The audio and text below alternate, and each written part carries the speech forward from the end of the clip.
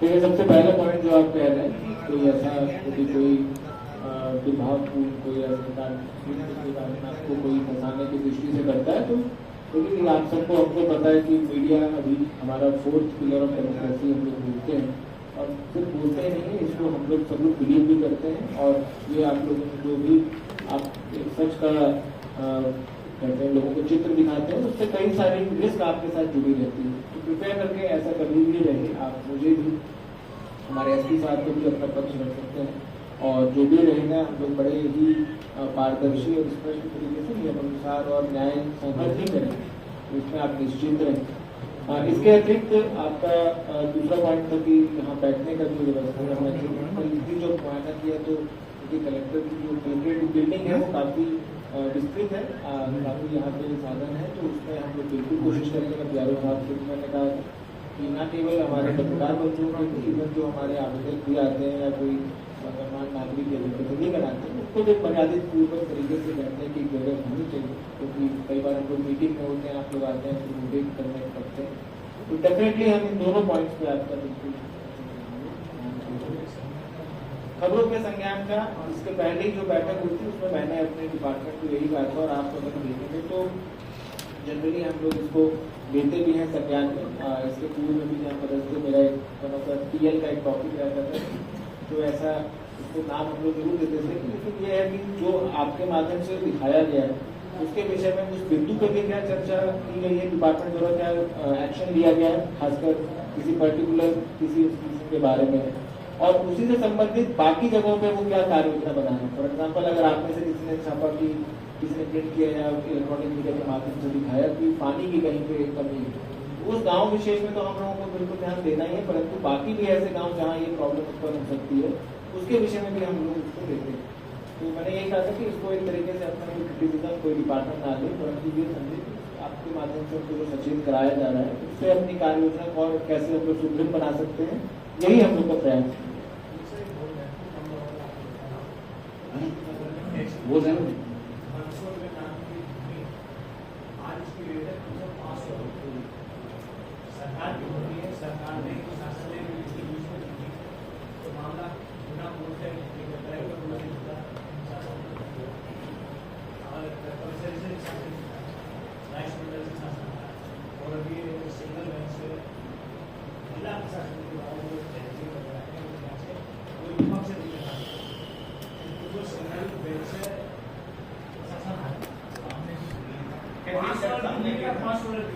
पूर्व हमारे टीचर थे, उन्होंने जो इसमें योजनाएं बनाई थी, उन दोनों को एक ही दिशा में कभी काम करना है, तो उन दोनों को मर्ज करते हुए यहाँ पे कार्य योजना बनाई जाएगी।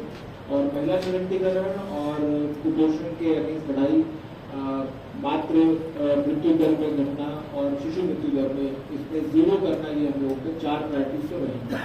और इसी के विषय में पहले भी यहाँ भी काम हो रहा था, जहाँ हम भी पता थे वहाँ भी इसी में काम कर रहे थे। तो ये चारों चीज़ों पे हम लोग बहुत ही तेजी से आएंगे, और साथ ही साथ हमारे शिक्षा और स्वास्थ्य से अन्य भी जो काफ़ी ऐसी योजनाएं हैं जिनको शासन और मध्य प्रदेश सरकार की तरफ से जो काफ़ी जोर दिया जा रहा है, उनको भी हम लोग प्रायोरिटी देंगे। नमस्कार माननीय सर, मैं दिनेश जैन आपका ध्यान आकर्षित करना चाहूँगा कि शिक्षा विभाग में जो प्राइवेट विद्यालय हैं उनके द्वारा जो बड़ी कीमतें 4-4 हजार रुपए के कोर्स चलाए जा रहे हैं, इससे अभिभावक बड़े परेशान हैं। ऐसा अभी भिंड कलेक्टर महोदय के द्वारा एक आदेश जारी किया गया था जिसमें कम से कम 800 रुपए के समथिंग कोर्स की रेट तय की गई है। ऐसा अगर हमारे अशोकनगर जिले में किया जाए तो उन बच्चों के अभिभावक को बड़ी राहत मिलेगी और जो प्राइवेट स्कूल की मनमानी है उस पर भी रोक लग जाएगी। बिल्कुल, आप सभी को पता होगा इस विषय में अभी माननीय मुख्यमंत्री जी के निर्देश अनुसार काफी जिलों में काफी सारे कार्य किए गए हैं। कई जगहों पर बड़ी बड़ी पेनल्टी भी लगाई गई है।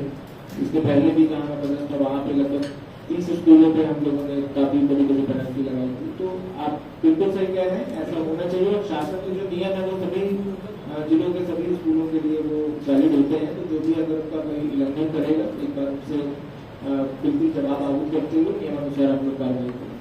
दूसरा एक और है कि महिला बाल विकास के जो आंगनबाड़ी केंद्र चल रहे हैं उनके समय में अभी चेंज नहीं किया गया, जबकि गर्मी बहुत चालू हुई है। स्कूलों के 12 बजे तक का समय कर दिया है, तो ऐसे आंगनबाड़ी विभाग का भी समय पर ध्यान दिया जाए जिससे उन लोगों को परेशानी ना हो। जी बिल्कुल, इसके विषय में मैं आज ही आदेश जारी कर दूंगा जो गर्मी के दृष्टिगत रखते हुए सुबह जल्दी खुलते हुए दोपहर स्कूल इसको बंद किया जाए, ऐसे निर्देशन में क्या है।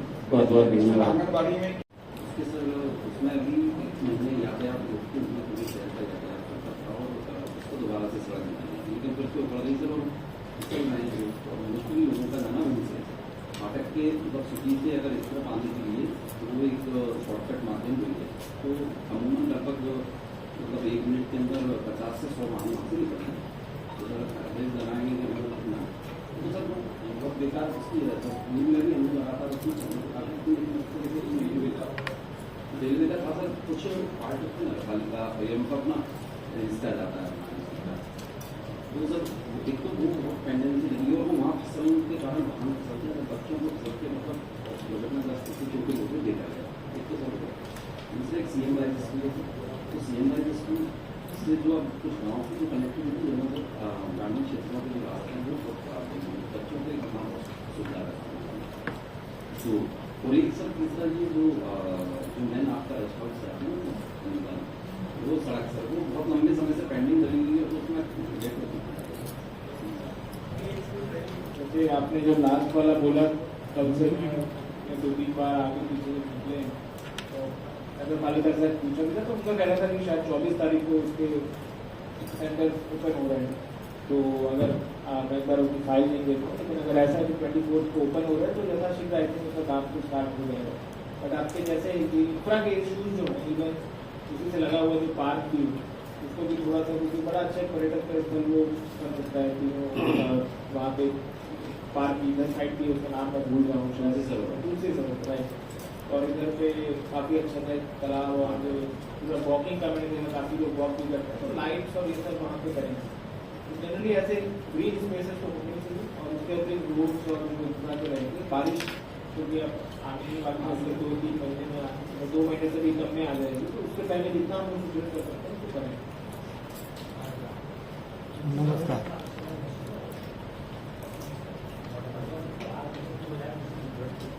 मैंने किसी को बता दिया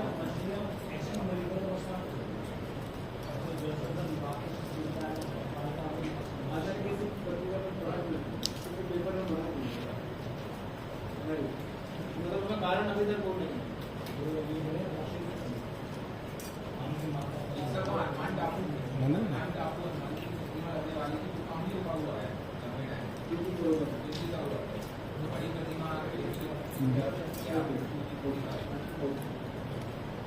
सर एक चीज आपके संज्ञान में लाना चाहता हूँ। अशोकनगर में 200 के करीब गौशाला खुल चुकी है, इसके बावजूद भी पूरे जिले में गौ माता रोडों पर घूमती है, जिनकी वजह से आए दिन एक्सीडेंट होते हैं। गली मोहल्लों की भी यही स्थिति है। प्रशासन से गौशाला निर्माण के लिए लीज भी ले ली, सुविधाएं भी मिल रही। तो सर आपके संज्ञान में लेके इस चीज को थोड़ा निरीक्षण करवाएं कि उनकी पोजीशन क्या है और रोडों पर क्या स्थिति हो रही है। इसमें आपका बिल्कुल सही सुझाव है। अभी क्योंकि अगेन बारिश के सीजन में ये समस्या और बढ़ जाती है, क्योंकि सभी पशु ऐसे रोड पे भी आ जाते हैं, तो दुर्घटना से पशु हानि भी होती है, जनहानि भी होती है। और जैसा आपने अभी बताया है, मैं भी आज देखा था, तो यहाँ गौशालाएँ की अच्छी पर्याप्त संख्या में है, तो उसको व्यवस्थित रूप से संचालित करने के लिए जन सहयोग के माध्यम से भी, आप मीडिया के जागरूकता से भी, और खासकर शासकीय जो हमारा इसमें जितने भी प्रावधान है उनको सबको करते हुए यहाँ पे हम लोग एक अच्छे से कार्य योजना बनाएंगे। और यहाँ पे एरिया वाइज हमारा जिला काफी संपन्न है, लैंड का इतना कोई बड़ा इशू यहाँ पे। सर एक निवेदन और कर रहा था मैं, अशोकनगर जिला मुख्यालय पर वार्ड नंबर 2 एक ऐसी जगह है कि जहाँ पे राउंड अगर लगा दिया जाए तो जिले के सारे जिला मुख्यालय की ऑफिस में उस एरिया में पिछले 20 वर्षों से पाइपलाइन नहीं है। बहुत विकराल समस्या है। नगर का ही वार्ड है। हाँ, वार्ड नंबर 2 पाइपलाइन नहीं है। देश में इतनी योजनाएं चल रही है, जल धर्म फलाना ढिकाना जो कुछ भी है, लेकिन वहाँ कुछ नहीं है। तो बनोट की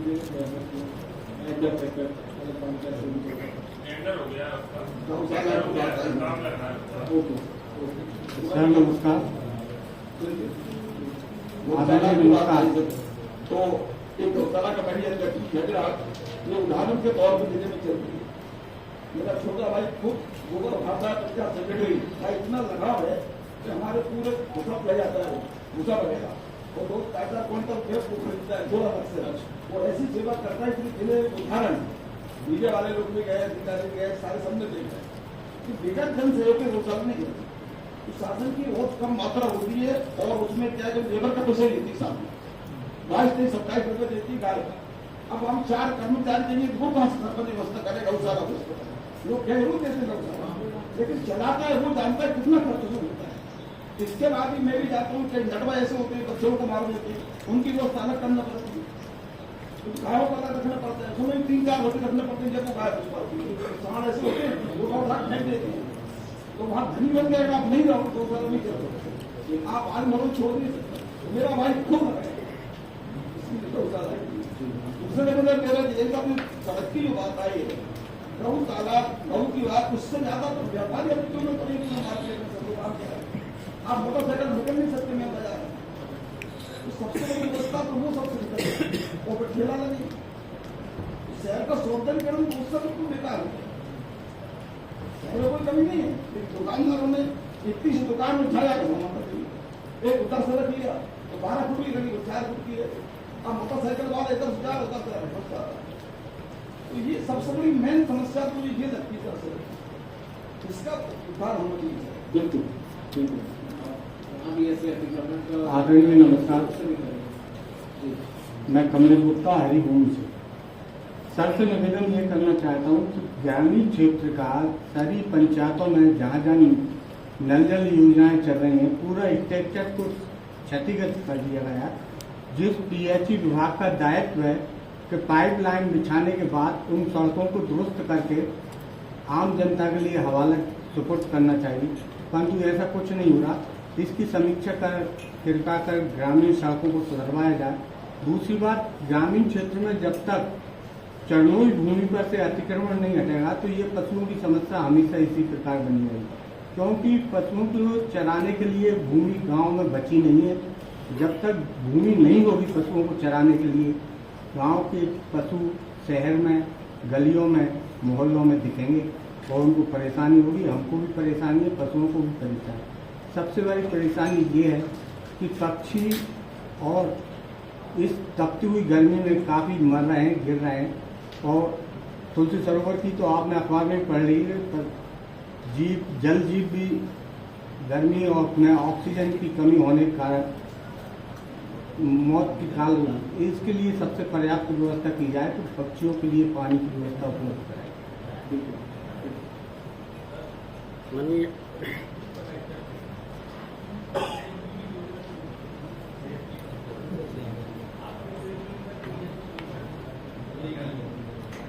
ये शायद कुपोषण के विषय में नहीं, बिल्कुल। कल ही जब मैं हमारे डीन कलेक्टर सर से जब मैं पूरा ब्रीफिंग ले रहा था सबने जो नवाचार किए हैं उसके विषय में बताते हुए सबने बिल्कुल इसका जिक्र किया। और कुपोषण के विषय में देखिए शासन और प्रशासन दोनों ही काफ़ी हमेशा से हर जगह पे सतर्क रहा है। यहाँ सबसे पहले आज जो हमने इसके पहले बैठक दी थी यही कहा कि जो पहले से चलती आ रही व्यवस्था उसको और सुदृढ़ करना एक हम लोगों का प्रायोरिटी रहेगा। सरकार जो स्कीम था इसमें वो भी कुपोषण से के अगेंस्ट लड़ रहे थे तो इसको कंटिन्यू रखा जाएगा। इसके अतिरिक्त आप यदि पता करेंगे इससे पहले मैं जहाँ पता था वहाँ भी हम लोगों ने एक अभियान चालू किया जिसमें हम लोगों ने 50 गाँवों को चूज किया था कि इसमें सभी कुपोषित बच्चों में से कुपोषण हटाना है, जिसका हमको 4 से 5 महीने में 100% तक मिला था। और इस सत्र से 1 अप्रैल से हम लोगों ने पूरे जिले में तो उनके लिए हम लोग स्पेशल एक डंडी लगाते हैं कि आवेदन हम लोग दें। यथाशीघ्र मैं कह सकता हूँ कि बिल्कुल आदरणीय कलेक्टर साहब, सबसे पहले तो आपका आपके अपने जिले अशोकनगर में बहुत बहुत स्वागत है, मोस्ट वेलकम। आपके पिछले कार्यकाल के बारे में हमने हमारे पत्रकार साथियों से सुना, अरदा से सुना, उससे पहले भी आज जिला पंचायत की रहे वहाँ भी सुना, तो कार्यकाल आपका काबिल तारीफ रहा। वैसे ही आपसे हम सब पत्रकार भाई बहनें यहाँ पर निवेदन करेंगी कि आप हमारी जो निवेदन है उस पर खड़े उतरेंगे। आपकी कार्य क्षमता देखकर सर वास्तव में आज आपको सैल्यूट करने मन कर रहा है। हमारे अरदा के पत्रकार भाइयों से मेरी आज ही बात हुई, उन्होंने बताया नारायण प्रसाद जी ने, और आपने जो सर एक महिला के नाते भी यहाँ पर आपका इस्तेमाल करना चाहूंगी कि आपने जो आपके पिछले कार्यकाल में अपनी कार्यशैली को प्रदर्शित किया महिलाओं के लिए बच्चियों के लिए विशेष रूप से कार्य किया है।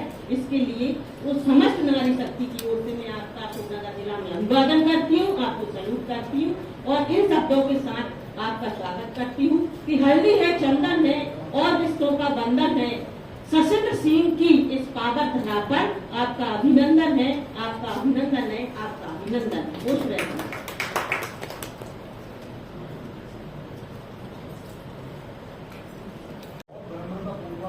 बड़ी मासूमियत से मैं ये कर रहा हूँ अशोकनगर की जो आब हवा में उसे ऐसे एलिमेंट्स मिलेगी जैसे चापलूसी, चुगलखोरी और सिलाई उनसे हमें पूरी तो जब भी जिले को नुकसान हुआ है, जब भी ये सब पिछड़ा हुआ हमें दिखाई दिया है, अगर मोदी जी ने अपनी इस बात को जो है स्वीकार किया था तो ये बहुत अपार संभावना है अशोकनगर विकास की। लेकिन ये क्यों पूछ रहा है, ये मन की पूछा था। तो ये 3 चीज़ें हमने अपने अनुभव में पाई हैं और इनसे हमें चापलूसी से, चुगलखोरी से और एक सिताई की मानसिकता जाके आब हुआ दी है। राजीव तिवारी स्वतंत्र समाचार से मिले 2 मेरे प्रिंट हैं और एक अपना अंग्रेजी का अखबार है इंग्लिश न्यूज और स्वतंत्र समाचार पर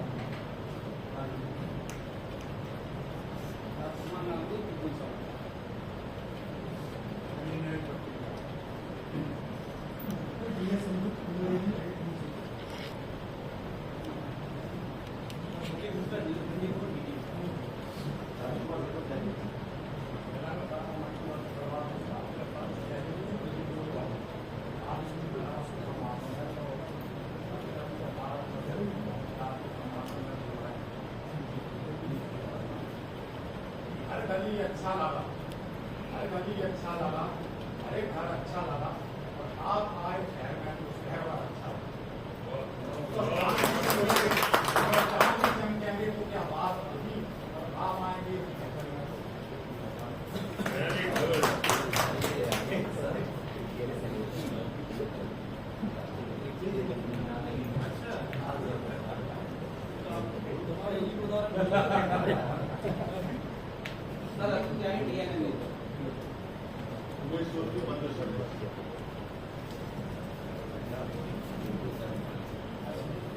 सबका बहुत बहुत धन्यवाद और आप सभी से सामान्य चर्चा करते हुए आज ज़्यादा समय नहीं मिला तो बाहर के और जैसे भी आप हमारे साथी अपनी बात रहो यदि आपको भी कुछ ऐसा लगता है संज्ञान में ला भी सकते हैं और आगे की कार्य योजना जरूरी का तो सबसे पहले तो ये रहता है और ये सब हालत है आपके माध्यम से और भी सुधार रहे तो भी हम लोग बिल्कुल इसके साथ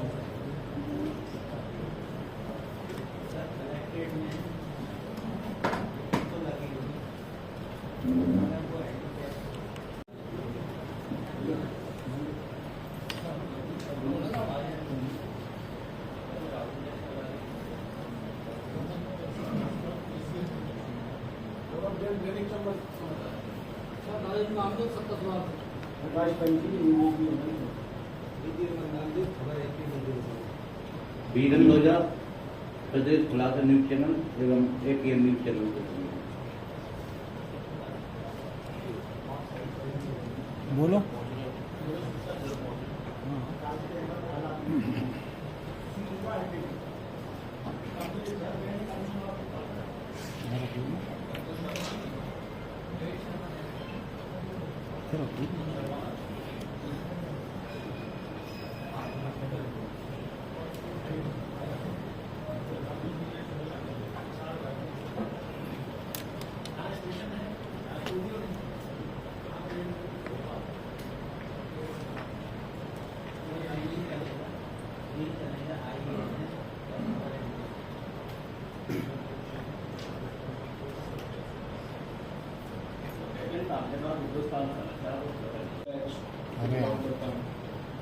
इसके पहले आया था कलेक्टर छोटा, उसके पहले आपके क्षेत्र में यहाँ पड़ोस के हमारा जिला है, वहाँ मैं PDO ऑफिस में कई बार उसी बीच आप सबसे मिलने का भी अवसर प्राप्त हुआ और कल ही मैंने यहाँ पे ज्वाइन किया है।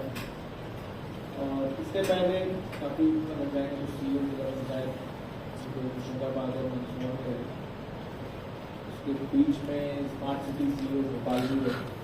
तो हर क्षेत्र में मतलब काफ़ी वैरायटी मध्य प्रदेश में देखी है, इसमें अपना अशोकनगर होना ग्वालियर चंबल का जो पूरा जोन है वो काफ़ी अपने आप में कल्चरली बहुत रिच है और यहाँ के चैलेंजेस भी काफ़ी होते हैं और यहाँ पे आप सभी लोगों के साथ काम करने का अलग मजा है। तो सबसे पहले मैं आप सभी से अनुरोध करूँगा कि आप लोग भी अपना एक ब्रीफ परिचय दे सकें और उसके बाद जो भी ऐसे आपको लगता है कोई रिव्यू है या कोई ऐसे आपके प्रश्न हैं सुझाव तो वो भी आप लोग बिल्कुल जाना प्यारों से आप अनुरोध करूँ। तो जो